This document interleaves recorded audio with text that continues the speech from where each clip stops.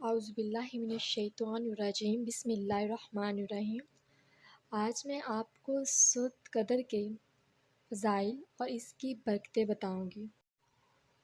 حضرت ابی بن کعب سے روایت ہے کہ رسول اللہ صلی اللہ علیہ وسلم نے فرمایا کہ جو سورۃ قدر پڑھے اس کو رمضان المبارک کے روزے رکھنے اور لیلۃ القدر میں رات بھر جاگتے رہنے کے برابر ثواب دیا جائے گا۔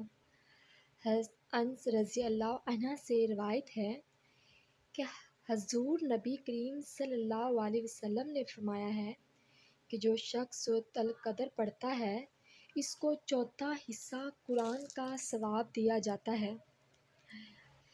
رمضان المبارک میں کثرت سے پڑھنا باطن کی پاکیزگی کا ذریعہ بنتا ہے اور اس کا ثواب بے پناہ ملے گا۔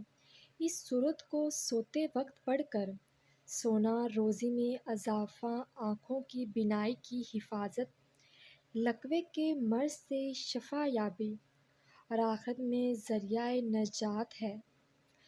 یہ سورت بلیات سے حفاظت کے لیے بھی بہت مفید ہے، اس لیے جو شخص اسے روزانہ سوتے وقت ایک مرتبہ پڑھ کر سوئے اس کا گھر اور جان و مال حفاظت میں رہیں گے۔